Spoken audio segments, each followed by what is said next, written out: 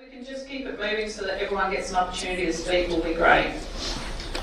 So, without further ado, I'm going to open up. Come on, Justin. To the questions, and Mr. Peter Charles is the first one to go. Thank you.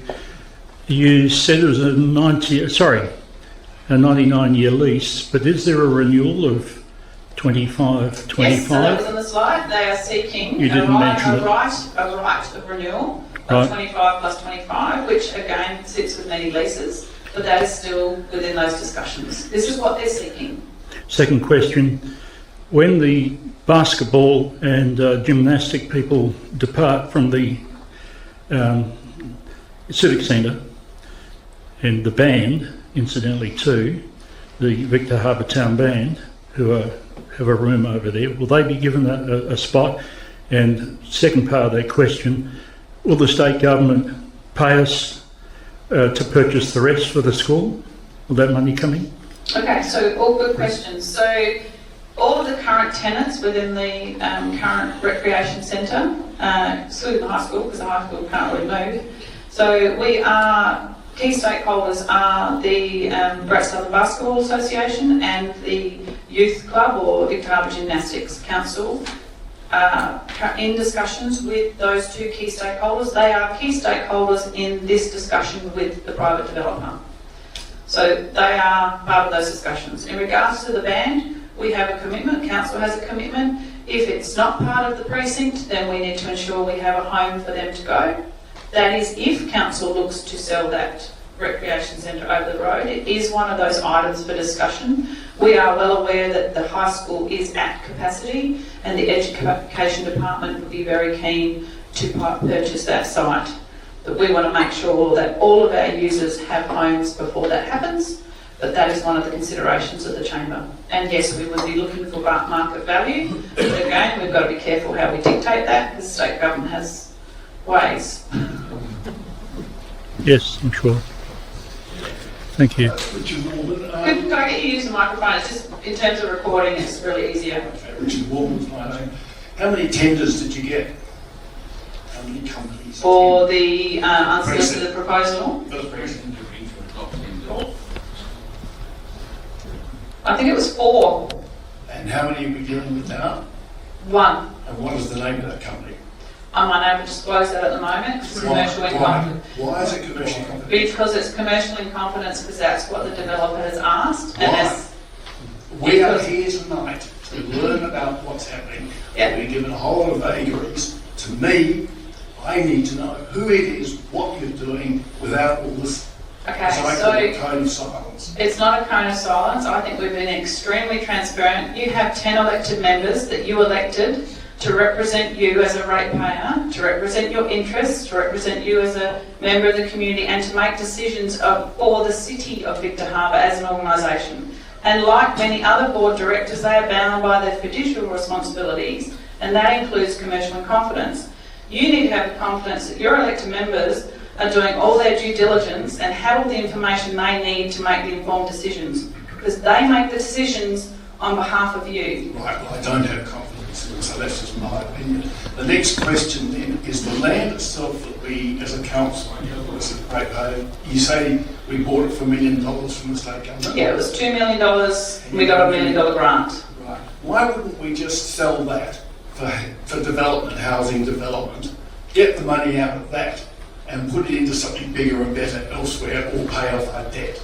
Now, I'm not against the concept of having this precinct. I am totally opposed to the fact that we've got through COVID tough years, we've now got this wretched cost of living which is enormously awful at the moment for so many people, and here we are looking at spending, to me, ridiculous amounts of money when there are people who could build it locally and I'm sure would have the ability and the necessary to finish it off to the satisfaction that we need. I just think we're putting the horse before a cart, and I don't care how many consultations we've had, do not think it's going to work. Okay, thank you. Thank you. Any other questions? Thank you. Justin's coming your way.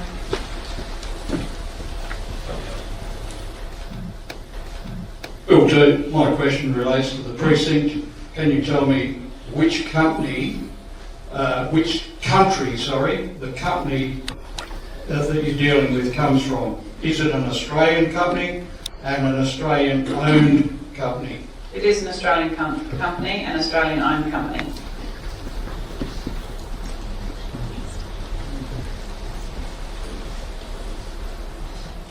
Francis McGill.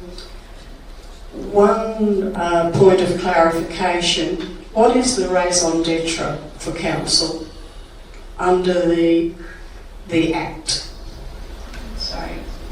The raison, sorry? The raison, what's the purpose of a council within, and is this exceeding your roads, rates, water? No, so the Local Government Act, which forms the council, and councils are probably the oldest form of government that there is, pretty much specifies the council is there to ensure the health and well-being and the economic viability. There are various elements within the Act which stipulate what the council must do and what it can do, and it really is up to the council and its community in terms of its facilities. There are councils out there that are providing childcare, that are running aged care centres, that run medical facilities because that's what their community need, and there isn't a private sector to deliver it. So it is very dependent on the council. As in, I'm not just pointing to the 10 individuals, the city and the iterations of councils that have been elected. Right. And point number 2, you're saying 6% of rates.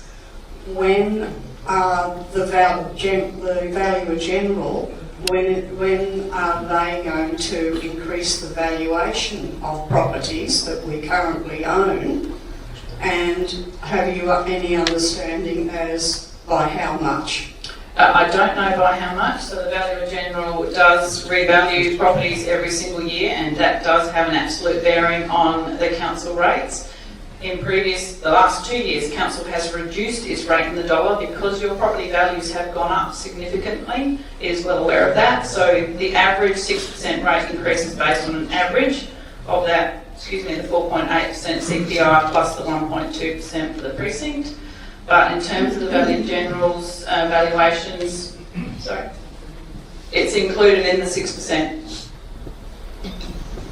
As in your average rate increase, and I think it works out about $140 increase to your rate bill for an average rate. Right. But yes, I'm aware that your values, our property values, have increased significantly in this region over the last 3 years.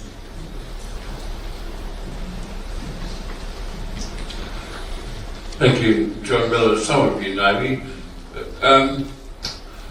You've got 150,000 or something in there for the urban growth plan. 168, I think it was. 168, okay. Sorry. Is that not duplication? Because I know 2 or 3 people up the front there were attending or did attend the community consultation with the urban planning or Department of Planning in Goulburn. And they've got their 30-year plan. Why are we duplicating this? It's not a duplication, it's ensuring that we actually are in control of the lands that we want to see developed. So council already has an urban growth management strategy that it actually did back, I think it was in 2013 or 2008, and this is refreshing, and it's identifying the areas where we see where there are industrial zoning or residential zoning and facilities, community facilities that we would see that we would need for the growth in our communities.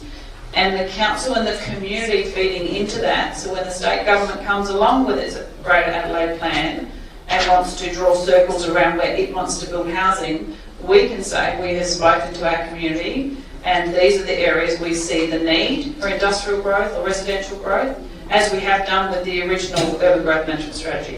It's around retaining some of those beautiful character areas in our community. It's around retaining our view of Kleine Hill and not allowing things to be built in those spaces. So the community taking ownership of that and retaining the things that make Victor Harbour beautiful and feeding it back to the state government. So it's not duplication.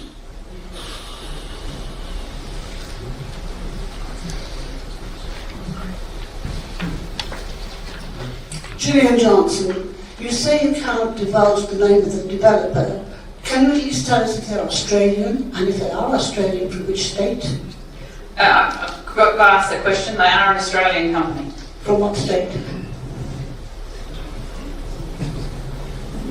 Yeah, I'll need to check on that one. I think the head office is in Victoria, but I know they have South Australian divisions, but it's an Australian company. Could you get back to me on that, please?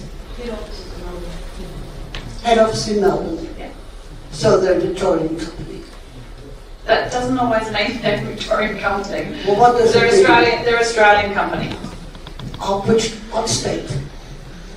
I will follow up as to exactly where they're registered. So And reply to me? yes. Thank you. Sorry, I'm still trying to work the microphone. Sorry. Greg Leonard, as you know, our rates here are already very high. You made that comment on Monday night yourself when we were here. And now we're faced with a further average 6% increase. I don't know what the range is. I don't know where the top end and the bottom end of those rate increases are, but maybe you can fill us in on that after. But given all of that, I think you would also agree, and I think many of our councillors, our elected members agree, that we struggle to maintain the basics, do the basic stuff, roads, footpaths. Let's face it, there's a lot of work that needs to be done in just those areas. But we're also struggling to fund asset maintenance and renewal, again from Monday evening at the Asset and Risk Committee people that were here.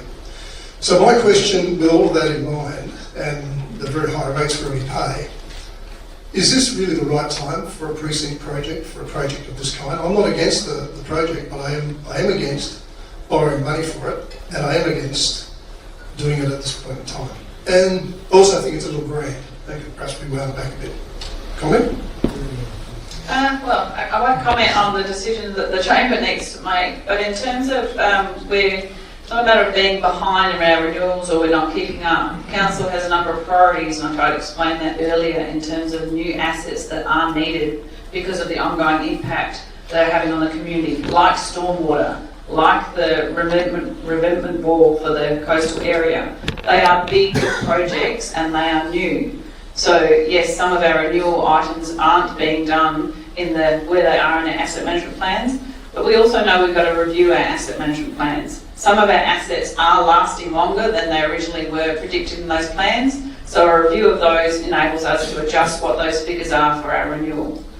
Again, take on board, we are doing everything we can to ensure, people talk about our roads and our potholes, to ensure that we address all those. We're very responsive in that. We do have the challenge of working with state government. A lot of the roads that people think are council roads are actually DIP roads, Department of Transport roads, and people wouldn't realise the Ring Road is council's, where Victoria Street is state government road. So there's some of our challenges. Not saying there are any excuses, but we could do better in those spaces. But it's not about, it's about the priorities. Do you want to ask me something? Follow-up? Sorry, can I ask you a follow-up? Sorry if I cut something off. Just popped in the No. Okay, with all of that, all the discussion that I've read, and I've read through everything you've published from front to back, as you probably know, I see a lot of every discussion, including on Monday evening with the audit and risk people, all the discussions when it comes to finance is around rates and around increasing rates. Increasing this, increasing that, increasing something else. So just pass it back on the poor old ratepayer who's already drowning in costs of various kinds that keep going up and up. I never hear any discussion, nor have I seen anything in the budget papers about reducing the operating costs of council, the overhead. I'm not talking about the boys out on the road doing the work that needs to be done. I'm talking about the overhead of council. We have 150 employees, I think it's 124 full-time. FTEs, correct? I just wonder, I first-hand experienced some work that was, let me put it kindly, less than efficiently done. And I just wonder how much waste and how much opportunity there is to save money within the internal functions and operations of council. More a statement than a question, I guess. No, and it's something I can respond to, because that's part of the new corporate system, is actually trying to find the efficiencies to do things smarter. and work smarter, not harder, I suppose. But and the efficiencies we're already identifying, we're only halfway through the implementation of that new corporate system, is redirecting those resources to our areas of open space or civil construction.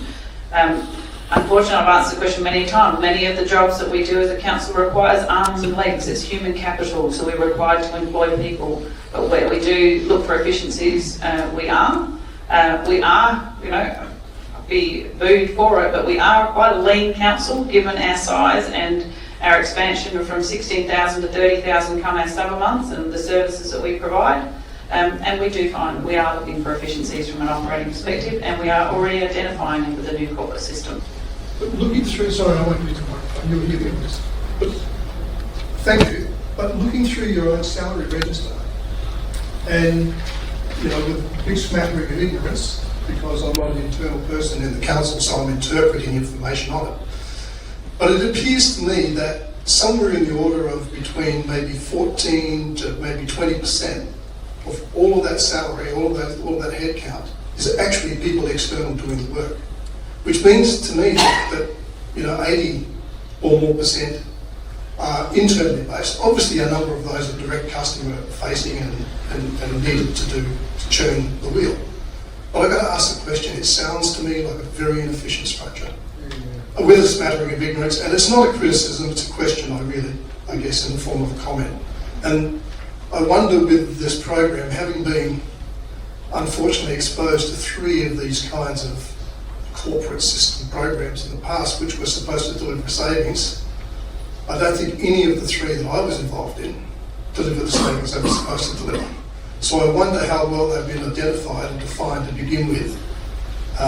Maybe we could get some more information on that sometime in the future, and maybe it could be published somewhere or something, because if those objectives weren't nailed correctly in the first place, then how do we know we're going to get these savings?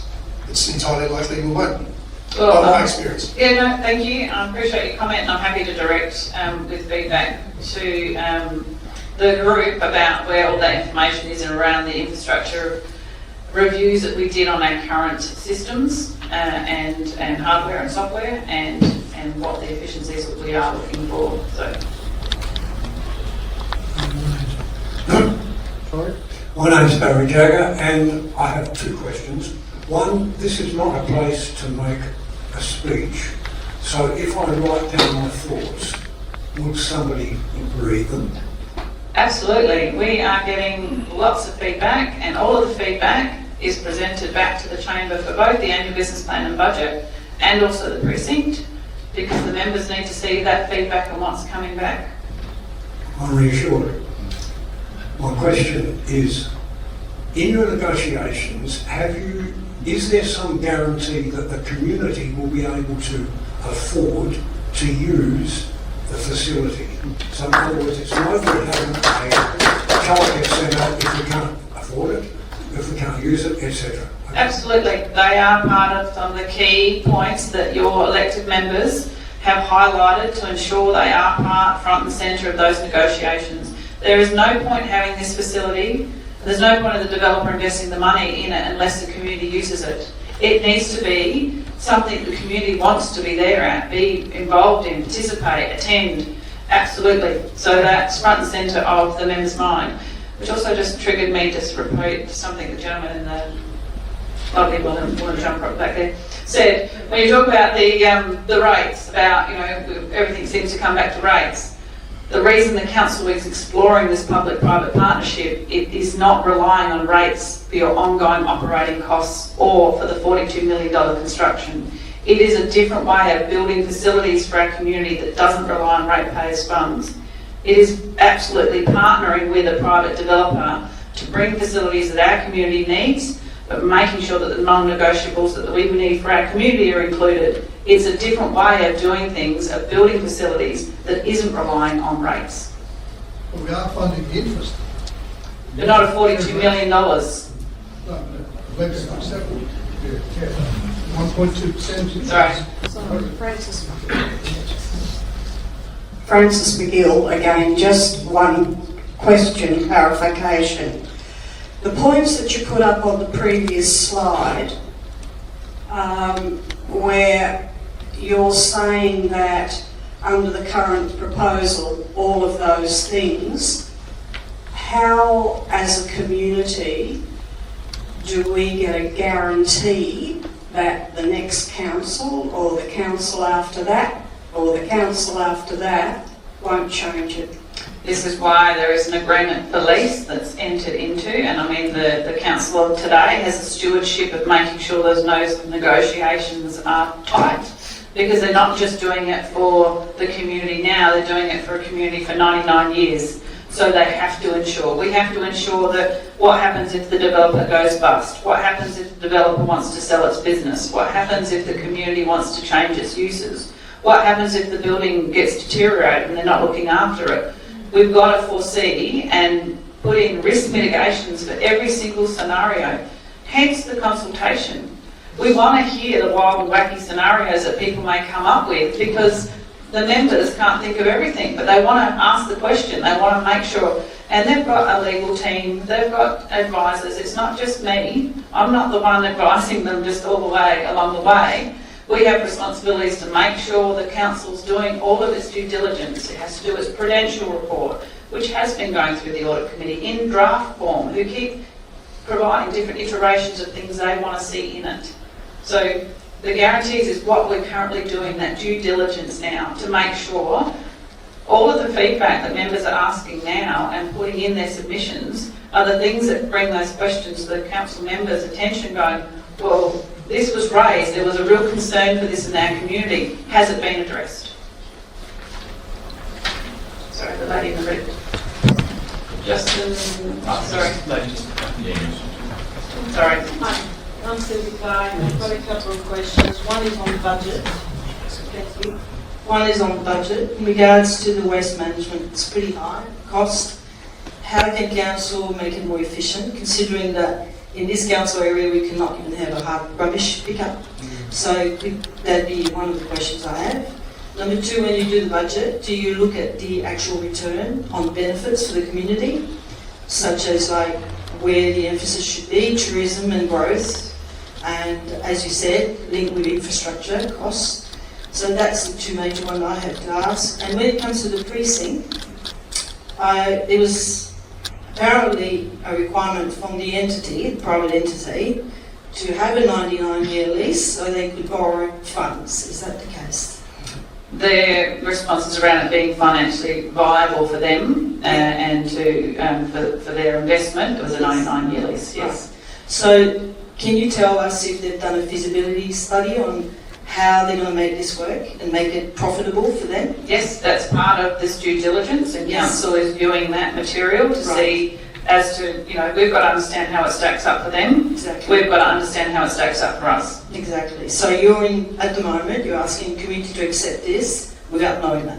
No, we're asking community about the purposes of the revocation Yes. of the land, which, if these negotiations do not go ahead, won't be revoked or won't be used. It would have to go out for consultation. Right. Okay. But it is a step in the way to enable those next step of negotiations to occur. Okay. In that study with the land, is the an ecosystem study being done? Because it's quite a complex ecosystem along that river.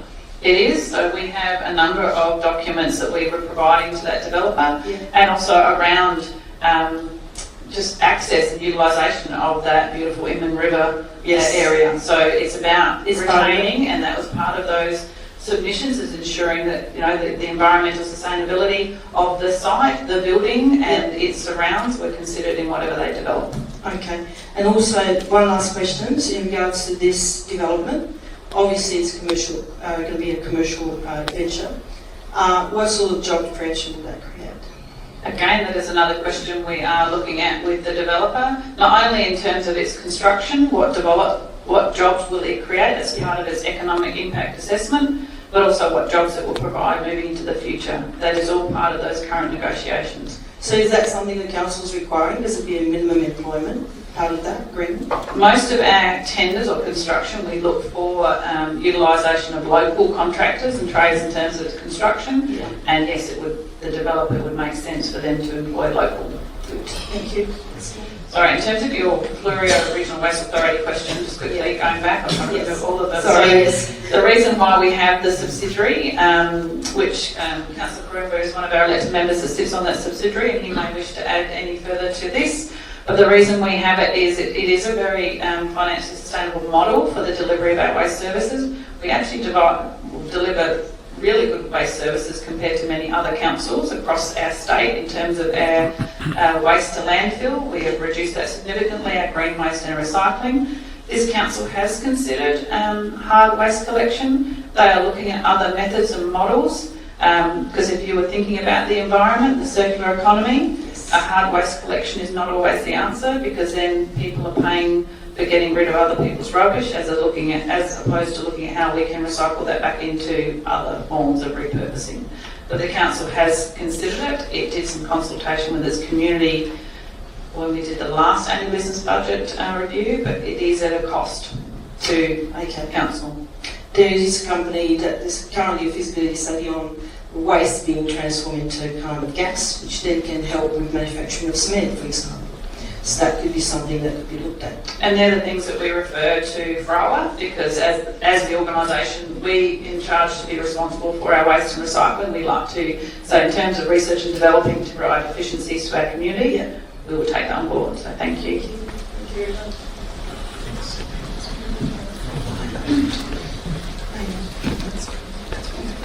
I'm trying to get questions to you guys if you notice that. Ernest Pratt. I had a bad experience with this 99 release. That's what wrong with this. Sorry. I was a councillor years ago. The dump wanted to go to Dublin and he was going to have a 100-year lease and he said, I'll clean it up when we're finished. So we had a 99-year lease. None of us filmed here anyway. Is there any... Oh, yeah. Have you thought of that? Absolutely. So there are conditions, again, as part of that negotiation to ensure if the developer, like we didn't want to have that building, they would need to remove it at their own cost from that site.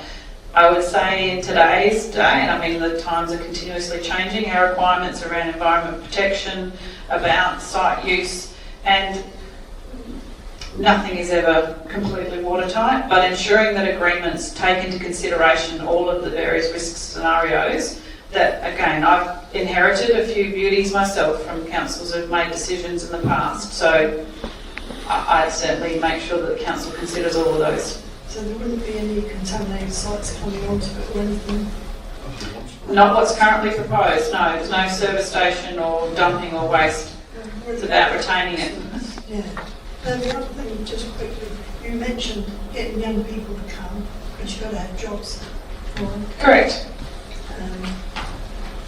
I think you're going to need more aged options so that people can sell their house and have a better lifestyle. You might not have to build so many houses. That's relevant. The other irrelevant thing, do your clubs that use council land have their own insurance policies? They do.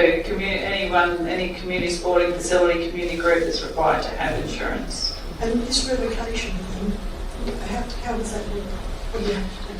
So it's basically a status of the land. So we will consult with the community as we are now. We need to do quite a stringent report to the Minister about the use of the land and why we are revocating the community land status, what is the intended use, for how long, all of those details, and then the Minister will consider whether we've given enough information, whether he's clear on its uses and that we're clear and that we can't use it for any other uses.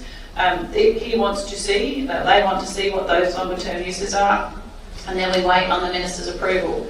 And then pretty much what it does, it just converts that piece of land, not the whole site, because again we were quite clear around that. We wanted to retain the community land status of all of those areas along the river, which may still be leased and can still be leased, but not for 99 years.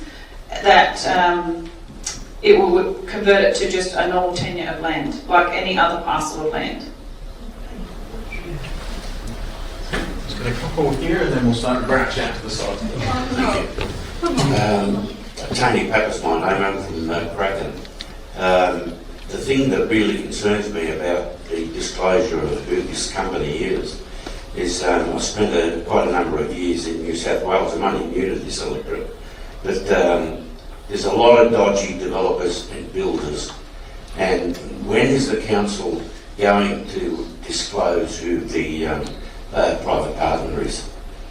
Once it has done all of its due diligence and it has entered an agreement confidently, and both parties are happy to release. So that's part. I mean, the council can have discussions with the developers whether they're happy to disclose that beforehand, but it's up to the chamber to make that decision. I understand that, but more importantly is there's been quite a number of developments up and down the east coast where there was private ownerships, and they were disclosed after the deal was done, and it was a lockdown deal, and it was later discovered there were some dodgy developers that were involved in that. Are the residents and the ratepayers going to have an opportunity to raise any concern when these private partners disclose? Now is your time to raise your concerns to ensure that the council is doing its due diligence to check all of those things. But disclosing who it is all it does is provide the community to criticise or find its own, do its Google search on the company. I mean, the council has a responsibility to do its due diligence. And it is not going into this blind. It is aware of what is happening out there. It is aware and is looking at other public-private partnerships that have gone well and that have not gone well. Council, when it enters into contracts, big contracts. The Main Street was an $8 million contract. We did not disclose to the community who that contract was with until it was signed.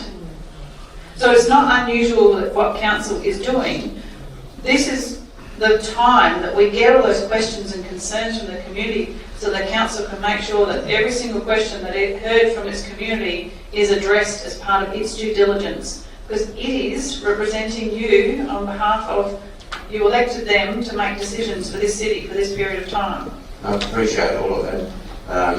At the end of the day, within the contract and the arrangement that's entered into with council, prior to the development being disclosed, what are the terms, if any, if the developer either refuses the agreement between council and themselves, what are the penalties, if any, and whether the council is able then to revoke the agreement between them? There will be those provisions put in place, as in any other. So basically there will be conditions in terms of either party breaching, but also council's ability to exit from it if it's not happy with its non-negotiables in terms of that delivery. So they're the things we need to ensure are in this agreement for lease to ensure the security of the community having access, the type of services and facilities it provides. They're the sorts of things. There need to be in-out clause, holding people to accountable, how disputes are resolved. Okay, no, I'm happy with that, but the ratepayers here obviously are concerned about who this entity is and what measures are in place. Absolutely. I have no doubt that everybody wants to know. It's like everyone wants to know what's under the Christmas tree. Thank you. Ryan Johnson. At the precinct, I understand that the Basketball Association submitted a proposal to develop the site for about 16 million, but because they hadn't developed sports stadiums before, they're excluded from the tender process? They did not submit their $16 million proposal as part of the EOI process. They were invited to. They've recently submitted. They did look to present it to council during the EOI process, and they were advised that they need to put it in as part of the EOI process. But they have developed their own proposal for a basketball stadium on that site. Sounds a darn sight cheaper than 43 million. Well, council's not paying 43 million, and council won't have the ongoing operating cost if this is the model that it looks to go down. Sorry. Andrew Schiller. I need to declare that I'm the husband of Angela Schiller, but my views are my own and nothing to do with her. I've got a comment to make on the precinct, and then that relates to a question on the budget and the urban growth management strategy. one of my big concerns for this community is we've got a very strong aged population here, and as a community we've got an obligation and a responsibility to ensure that there are services, adequate services to meet the needs of our aged population. And that's just not only council services, it's services in the community such as tradies, the people that work in the bakeries, hospitality, all that sort of thing. I believe that the precinct is a step in the right direction in attracting young people to stay here. We need more young people in the town and a more diverse age group to support our seniors. And so I think the precinct is a great step in that direction, and I fully support the council in the endeavours they're doing to achieve that. My question then goes to the budget and the urban growth management strategy. Again, looking at attracting young people here to service our seniors and also our hospitality industry. Does the council have any plans for affordable housing for our young people? And particularly in the urban growth management strategy, affordable housing is a red hot issue in the community. Young people can't afford the bigger houses that are currently being built, the more expensive houses. They prefer townhouses, that's what they can afford, and it's an entry point for them that's affordable. So is the council looking at townhouses as part of the urban growth management strategy? Thank you. Yeah. Thanks, Andrew. Great question, and it's very topical at the moment, of course, as well, in terms of housing and mix of housing. And you'd be pleased to know that Council recently adopted, for the purposes of public consultation, and it hasn't come out yet because it might be public consultation overload with these other things that are going on. But in the next couple of weeks, a discussion paper on the urban growth management strategy will be coming out for the public to comment on. And it covers a number of themes, a number of areas of concern or areas that need consideration in the context of an urban growth management strategy and the land use that flows on from that, the types of land uses. One of those really important ones, that's the one right at the top, is housing. And it looks to understand what the challenges are, what the needs are, what the pressures are, and how these things connect together with infrastructure, with the environment, with landscape amenity, access to services, and all of those sorts of things. And one of the elements in that particular theme on housing looks at accessible housing, affordable housing, and mix of housing, including all the types that you've mentioned to help make it affordable. So it then needs to, that's only part of the exercise, it then needs to translate into objectives and strategies or plans that flow out of that, which invariably result in a need to look at land zoning changes or land policy changes as well. But that's the first step in the process, and it certainly puts in the mix all of those different types of housing, because we've got that mix of a community as well, whilst also wanting to make it attractive for the young families to come here and enjoy what we all enjoy here as well. So yes, it does figure in, and it's a great opportunity to speak into that a bit further in the coming weeks as well. Thanks. I'm Joan Whitbread. Despite the colour of my hair, I really do care about the childcare, or lack thereof, in our area. I personally know a teacher who's holding, or she cannot return to work because the nearest available places are either at Aldinga or Seaford. It really is a big worry in our community that people are either choosing not to come here for employment, or they cannot go back to employment. This is a big worry. So I'd like to know more about what we should expect of the childcare facility. Is it going to be long day care, or will it just be childcare for those who are participating in basketball or whatever? No, it's looking at it as a childcare facility. So again, further details of it are still being discussed, but it certainly is not just a creche, it's a childcare facility. Hi, Sam Middleton. I'd just like to discuss community consultation to do with the sports precinct, please. I think there was some percentage figures up on one of the earlier slides, but can you talk in actuals and can you talk in dates, please? You're talking about the consultation that's occurred over the last few years? Yes, thank you. Not for all consultation, but I know for the consultation we did with the community around our community satisfaction survey. I think the first survey we did, there was 406 participants in that. So I don't have all the stats here with me, but I'm happy to provide them to you. Yes, thank you. I guess many people would know I was the canary at the coalface to do with the ambulance station dissatisfaction from the community and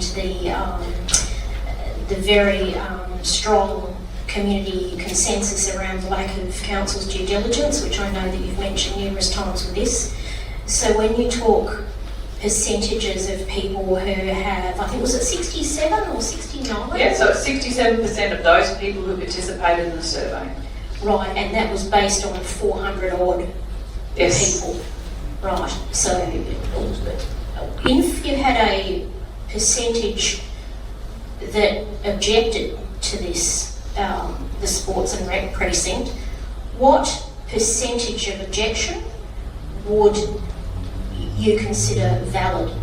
Because when it came to the ambulance station, there was nearly a 30% objection, and that wasn't considered worthwhile apparently. So yeah, it's not about percentages of objection. I mean, council needs, like I said to you before, it's not a vote. The council needs to take on board the reasons why community members are objecting and take that into consideration in regards to its recommendations to the minister.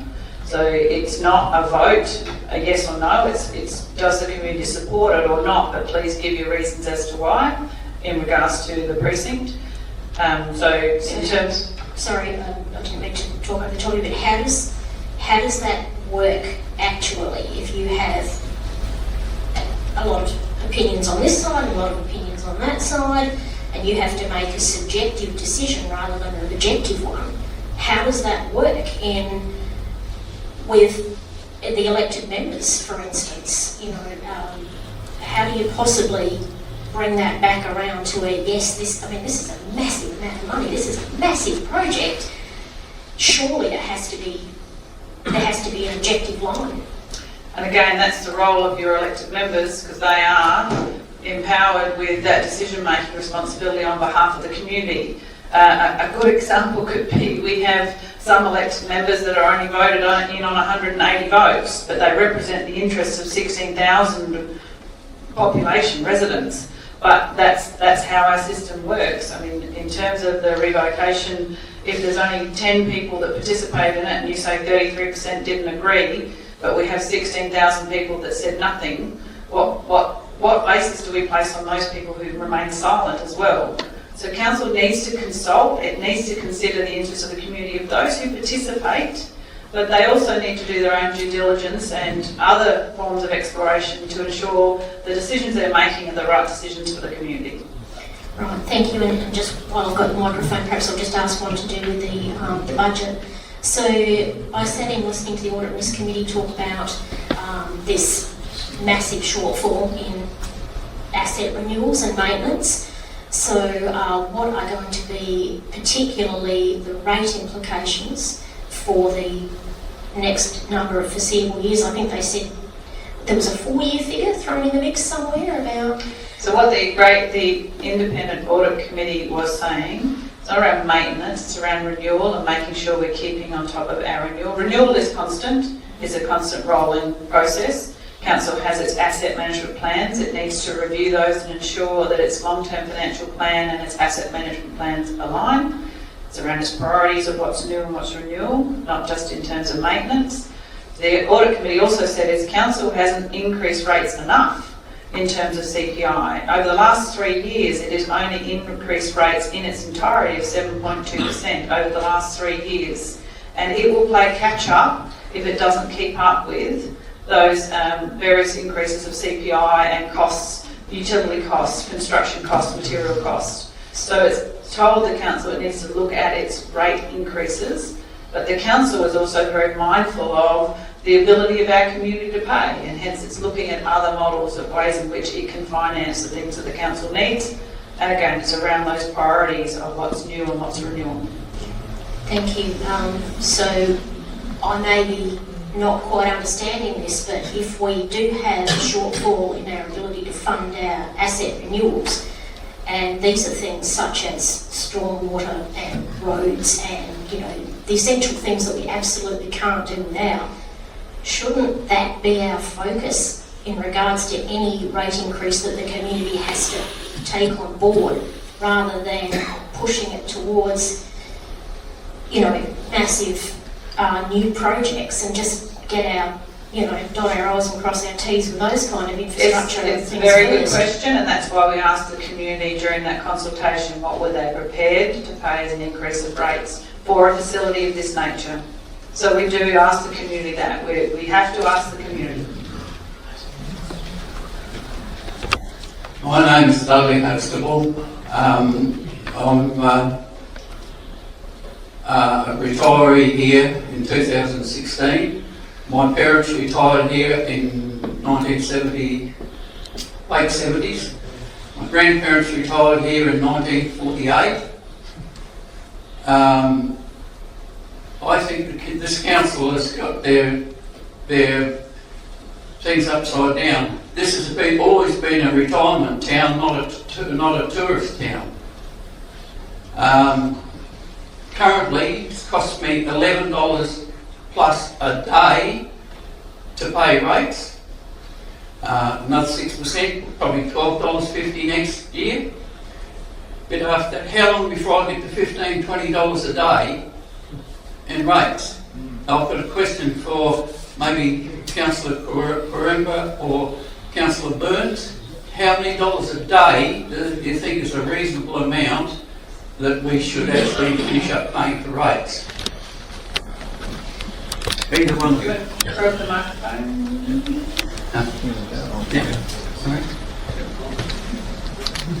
Thanks. That's a really interesting question, and I think that comes down to how much you want your council to do. Because the more you ask your council to do, and it does a lot of things, the more it's going to cost you. You want to go back to basics, tear it all down just to the bare essentials, we try to keep the rates as low as possible. The more things we do, like every service, comes at a cost. So that's entirely up to the community. I personally believe that when we're doing things tough, we need to cut back, we need to consolidate. That's just my opinion, obviously, but I'm only one of 9 votes. Okay? How much is a reasonable amount to pay? I don't know. The people's situations are totally different. You know, what you can afford, someone else can't afford. I think what has to happen though, currently there's real apathy in the community when it comes to engagement with your council, especially when it comes to consultation. So if you have 67% of the community say they want a project, that's 400 people or 500 people, 16,000 residents. It doesn't really equate to a large majority, and we're making some pretty important decisions. So what I encourage everybody to do is actually engage with your council, not when you get your rate notice, right? That's too late. You have to talk to your elected members. I've had a lot of correspondence. I've had a lot of people call me, you know, during the week and pull me up in the street, and they're struggling. They are really hurting, and I totally understand that. And the same question I asked as I asked you tonight: how much do you want your council to do? That's what we have to work out. Because, as I said, everybody's doing it tough, but we do need things in the community. No one's arguing that we don't need a sporting precinct or an arts and cultural centre or all these other wonderful things. But someone has to pay for it.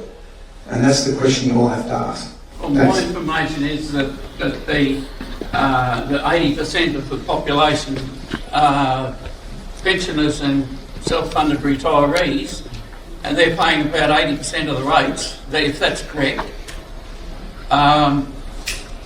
Roads, footpaths for old people to walk on, stuff like that is that's probably the thing that retirees would be looking for. Yeah. Could I have a second question? With regard to the precinct, if that goes ahead, does the council have some type of control over the charges that these, if the consortium, whatever they are, is going to spend $43 million, they're going to look to get the return on that money. Have you got some sort of control on how much kids have got to pay to play basketball and what have you? Absolutely, and we did discuss that before. That council is ensuring that our community, that whatever fees they pay are within reason to any other regional sporting complex of the same sort of facility, and that's what our council is currently doing those negotiations to ensure that it's affordable for our community. There is no point having that facility if our community aren't going to use it or can't afford to use it. Thank you. One up the back.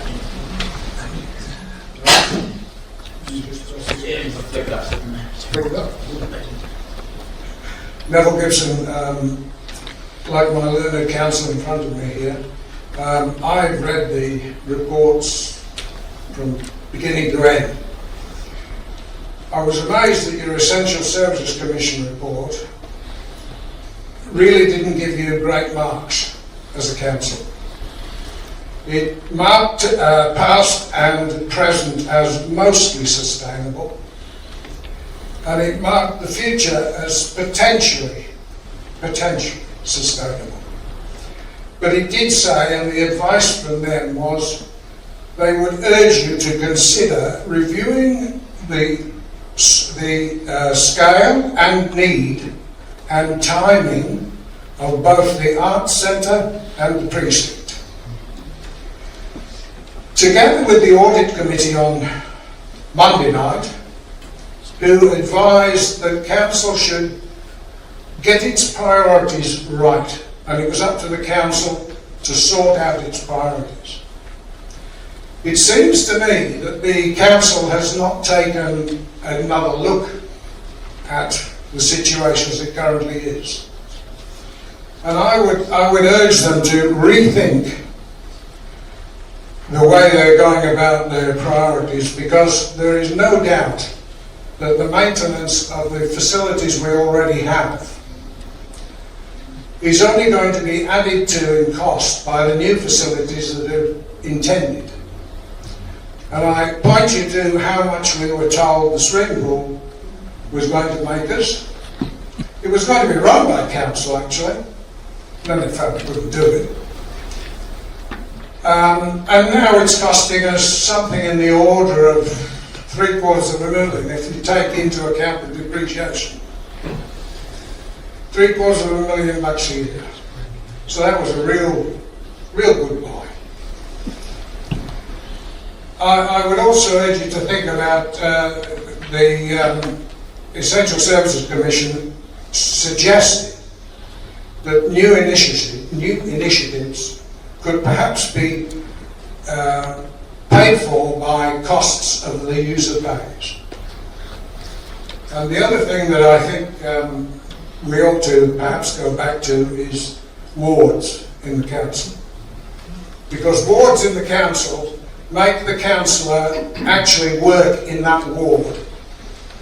Whereas a general vote is very, very easy to get in Victor Harbour. I was actually a councillor for 16 years on the City of Brighton, so in the days when we weren't paid. So I've got a little bit of knowledge of how they work. But I really do think, and I would urge all our councillors to especially rethink their priorities. I'm not against the sports centre, but not at this time. We need to catch up on maintenance of what we have. And I give you, it's not named after me, but Gibson Avenue and Bartel Boulevard Junction. And the mayor knows it well because I've asked him to go down there to see it. We locals there call it, wasn't it a 2-duck morning or a 4-duck morning? We only need 2 mil of rain and the whole bloody thing's, flooded. I know exactly the piece, and well, that is a prime example of that's something that's not renewal, that's new, because there's no storm. I agree it's new, and I don't want you spending it on that at all. Yes. Because it should have been done before the houses were built. Agree, absolutely agree. So thank you. Yes, Member, on your thing up there, you said they're not going to have any gambling at the facilities. What about alcohol? Beverage usually is referred to as it's refreshments. There could be alcohol, yes. It's a restaurant, a tavern, it could be one of those. So hospitality, beverage, alcohol, no gambling. I'm just conscious of the time, so I am just going to look up for the last few questions because we are coming near to the end of the forum. So I'll take a few more questions and then I'll be looking to wind up. So thank you. Steve Robertson, and the question has to do with the precinct. Regarding the allocation of an area for beverages, which sounds to me rather like a tavern, I'm wondering how big is it going to be?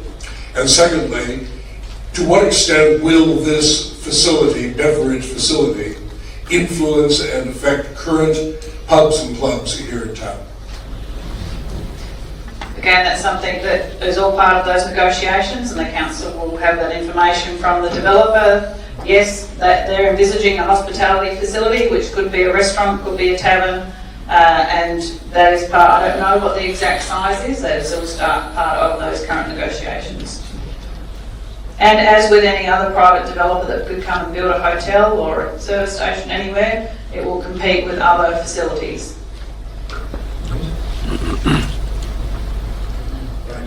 Stephen Rogers. I am involved in a number of clubs on the Flurio, all which are either dilapidated or not fit for purpose anymore. I'm wondering with this major sporting precinct, and once again, no problem about basketball, my kids have played basketball, but what about the other sporting clubs and facilities? I'm thinking of the Dragon Boat Club and the Athletics Club, which don't really have facilities fit for purpose anymore. And everybody should be aware, and of course that'll be put on a back burner when the City of Victor Harbor spends millions of dollars on the arts precinct. So are we to assume that the sporting clubs or the other sporting clubs in this zone will have to wait well into the distant future to have any assistance from Victor Harbor Council?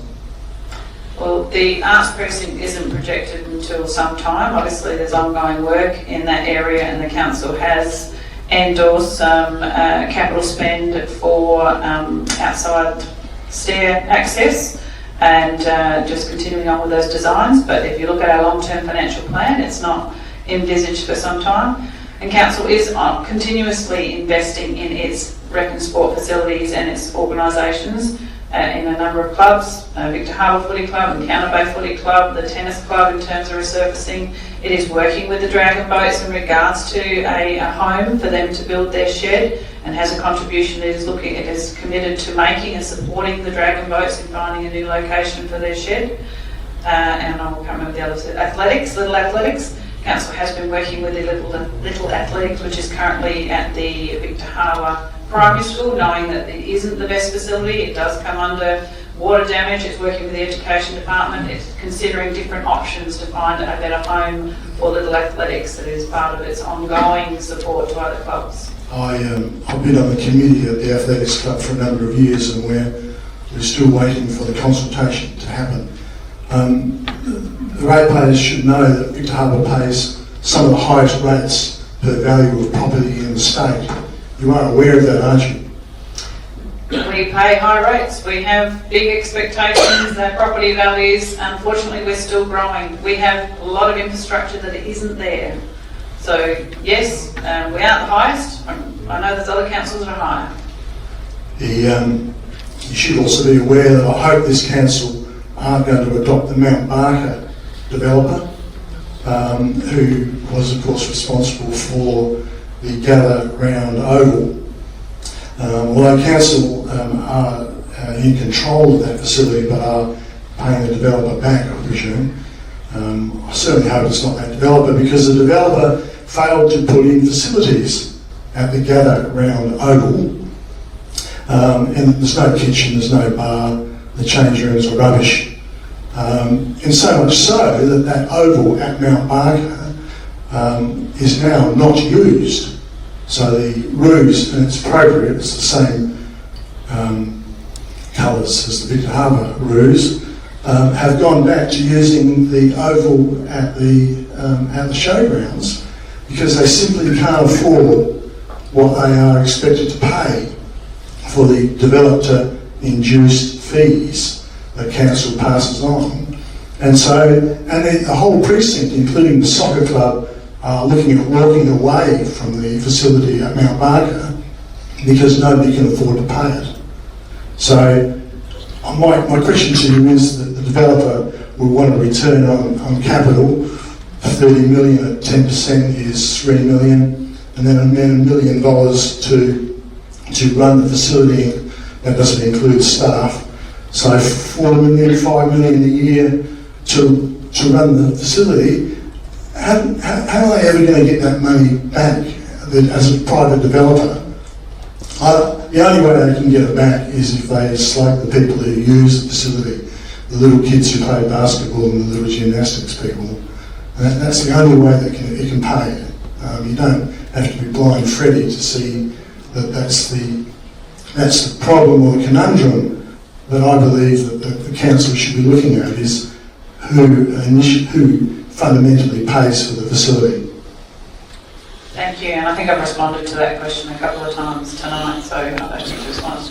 Again, I am going to look to wind up. You've got another question? Yeah.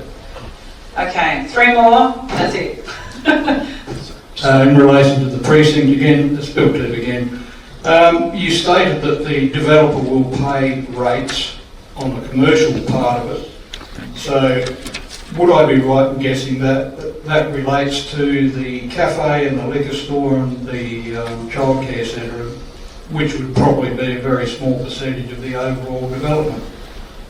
That is the portion, the commercial portions is where they would be paying rates, and this is where we're trying to ensure, as part of that negotiation, those community sporting facilities are there for the community, that are affordable and accessible, and that's part of the replacement of those existing facilities that we have. This is part of that negotiation. Hi, Kerry. Kerry's my name.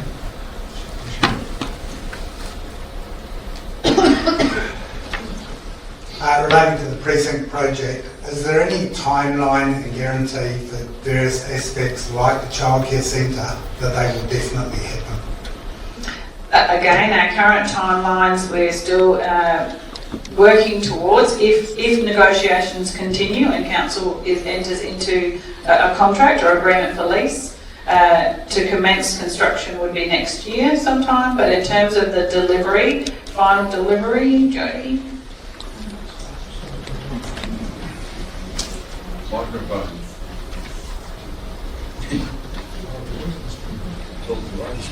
Okay. Mid to late 26, and it's signed in as part of the recreation. That will be done at the same time. So the childcare centre is definitely happening? If the contract is signed? If the contract is signed and negotiation continue, it is part of, again, I think I'll go back to my first comments. If the land revocation, the land is not used for what we're actually seeking the revocation for, then we need to go back. All components. And related to the budget and the precinct, one of the earlier slides said the rate increase is only over 2 years, but if I'm interpreting that correctly, you're not reducing rates then, so that increase is actually baked in for multiple years going forward into the future, and therefore the rate increases for the period of the loan, or how many years? It's not just 2 years, that cost increase is baked well in, isn't it? Hi, Kelly here. Thank you for the question. So, yes, it is built into future rates. So once the rates are raised by the 1.2% and the next one, it continues through there. But what that will do is in each year following the implementation or the payment, rates will be worked out based on what is required to cover expenses. So there won't be ongoing increases, and whilst there won't be a reduction in rates in terms of the rates from year to year, it may not need to go up as much as it would normally have because we've raised those rates and built in the monies for the interest repayments going forward. So throughout the term of the loan, the interest repayments will reduce, and so there will be an offset in terms of the average rate rise that is required each year when we do that calculation. So it's not as simple as saying we'll take the 1.2 off in a future year. It involves looking at the total product and what's actually required to cover expenses in those future years, which will help inform potentially lower than we would have expected rate rises in future years. Third? I can see that kind of idea, but this lady has a question first. I'll be 3.5.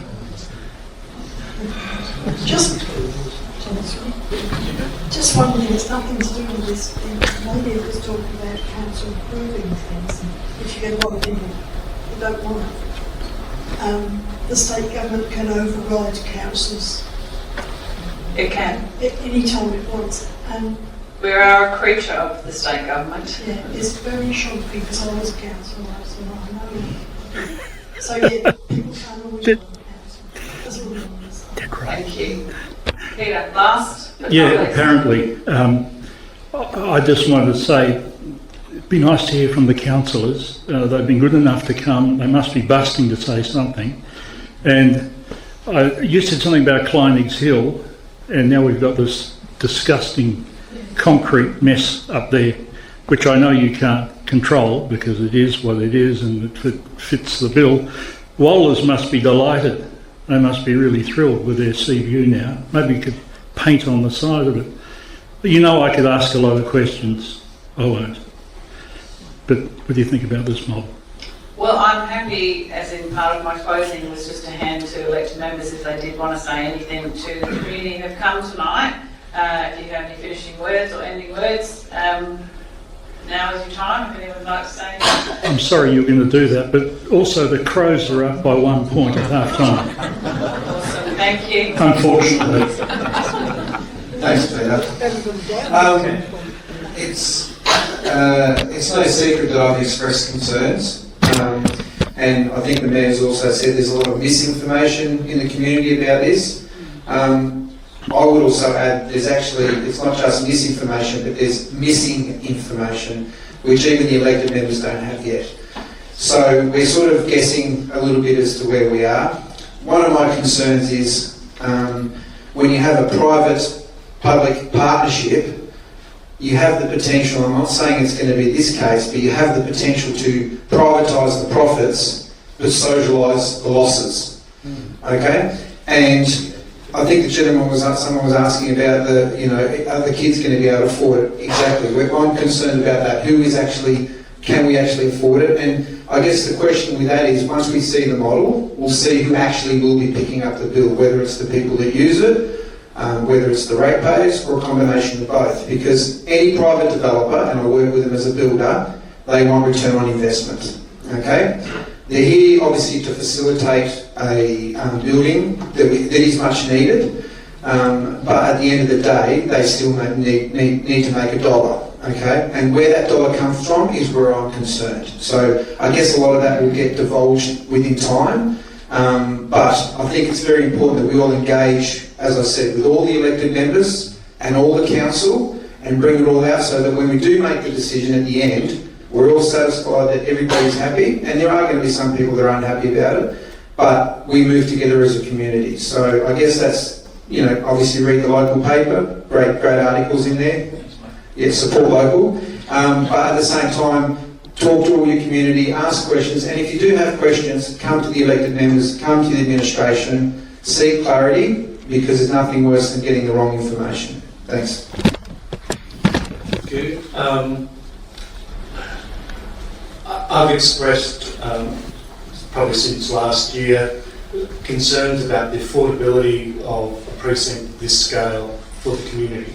As was mentioned before, we've got, if you look at the Bureau of Stats, we've got about 40% of our community are on fixed government incomes or pensions. We've got 20% who are families with high mortgages, and a lot of people are struggling under the cost of living. My concerns are not so much about the precinct or the concept. Sporting clubs are in need. It's about, can the community afford a facility of this scale at this time? Secondly is about priorities. What's been mentioned before, we've got a lot of assets that need renewal work being done. We've got a lot of flood and storm water to be done. We've got beach erosion. We've got other priorities. We should be doing that first, I believe, before we start looking at new facilities. We should be looking at what we can afford and work within our income. People have asked about rates and so forth. You guys, if you want this in the community, come back and say, look, 80% are happy to pay the rates, that's fine, but you need to understand what those rate increases will be. Year 1, Year 2, Year 3, when construction actually occurs. And once you understand that, and if you're happy to pay it and you can afford to pay it, then let the councillors and the know. And if you can't, you've got to tell us, because once the contracts get signed, you're locked in. Thank you, Stuart. I think with both Councillor Crimber and Councillor Williams have raised some really good points, and that's what the negotiation period is about, the negotiation that we're doing is about. Like you, we all have questions, we have concerns, we have all of the elected members have payers and the people of Victor Harbour at the forefront of their minds when we're making these decisions.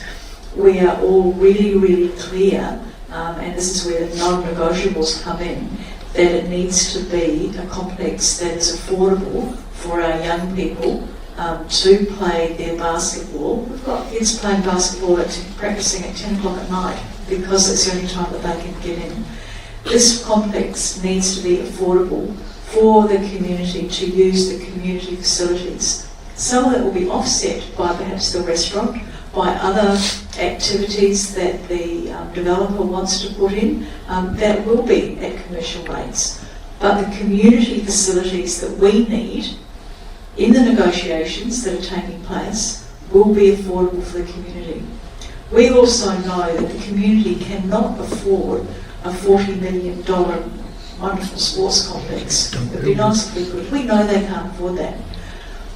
But if we get our $11 million that we are putting in, and perhaps half that's offset with the government loan, and we've got somebody that says, okay, we'll build your community assets that you need for your community, and we will add to them a childcare centre, we will add to them a restaurant, we will add to them other facilities that people might want to come in and use. I mean, I'm just thinking off the top of my head, people have been talking about bowling alleys. People have been talking about there's not enough things for young people and families to do since Green Hills left. That was commercially viable. If there's somebody that says, we will build the community assets for you that you need and make sure the community can use them, and we'll offset that cost by doing things that will perhaps at Green Hills Park or other things that will bring people down that they can pay for, then it's a win-win. But we have to make sure that those negotiations are really, really tight, because there's a lot to lose if they're not tight enough. And I know from the discussions with all of the elected members around the table, and we've had lots and lots of discussions with the staff, with people that are helping with the negotiations that are very, qualified negotiators and lawyers. We've had discussions with them, and we are really, really clear about what we want for the community, because everybody has got best interests at heart, even though we might look at that in different ways.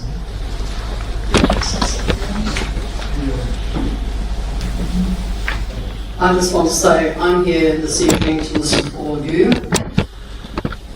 So I'm not going to say an awful lot, but I will leave you with some thoughts. We've had comments about footpaths, we've had comments about potholes, we've had comments about how much we pay, how many staff we have and what we pay them. So I'll leave you with some thoughts. And we've had comments about high rates compared to other councils. All right, these are the things I want you to think about and consider and take home. We have a small ratepayer base, just over 16,000. We have a large rural area. Most of you live in the town, but we have hundreds of kilometres of dirt roads we have to maintain.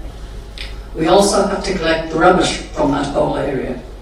So your rates and their rates, the rural dwellers, are all paying into a single fund to cover all of those costs for everybody. Now, Often we hear, oh, we're paying more than Unley, we're paying more than Burnside. Those councils were established years ago. All of their infrastructure is in there. They're just a maintenance board. And they have a huge ratepayer base and a very small comparative area. So you can't compare our council and your rates with their rates. It's just not logical. So think about that. We also have many bridges, something like 48 bridges. We have quite a long coastline. Those suburban councils have no coastline. We as a council are responsible for the costs of keeping the seawater from washing away our infrastructure. There's another thought for you to take home. So when you sit home and criticise the rates you're paying, think about why you're paying them. Your rates are a tax to cover the costs for the running of this council. And coming back to rates, because we're still expanding, new houses are being built, more rate notices are going out. Do you expect the same staff to deal with that amount of work? Do you expect the same ground staff to deal with the extended amount of parks and playgrounds that are created every time the development happens? Because every development has to have a certain amount of open space. That open space has to be looked after by council staff. Do you expect the same stuff? If you were running a business, would you expect your same number of staff to take on more and more work as your business expands? No, you wouldn't. You'd employ more people. It's a balancing act. The work needs to be done. So I'll leave you with all of those thoughts. Thank you. All members are finished. I will just give you a quick recap so you can head off and enjoy the rest of your evening, although it's pretty late, you may get the tail end of the football. But I do want to thank everybody. I know some members have already left, but thank you very much for taking the time out to come here this evening. And if you take anything away, it's about encouraging other people around you to participate in council and what it's doing. I mean, it is that level of government where you're the closest to the people and you actually have the ability to contribute to what council is doing, and your members are here, they're accessible, they're within the community. And so are most of the staff that work in this organisation. They are too members of this community. So the consultation on both the annual business plan and the budget and the precinct is ongoing until the 11th. So just some key dates. They both close at 5 p.m. on the 11th. They both have the ability, there's feedback forms on our website, there are feedback forms here tonight, there's factual information up the back of the room in regards to the annual business plan and budget and the precinct project. I encourage you to put in your submissions and your questions and making sure that we're covering off all the things that we need to explore as part of the negotiations for the precinct, but also the feedback around the budget. And these are all the different avenues in which you can provide that information. The council has a little bit more work to do in both of its decision making. So in regards to the community land revocation, once all that feedback's received, we will be having a workshop with members on the 17th of June, and that's where that information, I think a gentleman asked you before, will members get to see all those submissions and that feedback? Yes, they will. And that's where we'll need to summarise and look at what that information is telling us, and whether we've met all the needs and requirements that we need to submit the revocation, or council gives it further consideration. They will then look, after that workshop, looking to make a decision at the June council meeting prior to it being submitted. And again, that sits with the minister for a decision, but that is only one step in this process around the precinct. There's still a number of, the negotiations still continue on. The revocation is only a very small part of that. With regards to the annual business plan and budget, the collation of that information, we'll be looking at having a workshop now, probably around the 26th of June, because again, based on the information we get around the precinct, we'll have impacts on the budget and any ins and outs, so there's a little bit of work to do there, and then we'll workshop with that with members on the 26th of June, and looking to make a decision and adoption of the 24-25 annual business plan and budget by in early July. So thank you again, appreciate your time tonight, travel safe home, and enjoy the rest of your evening.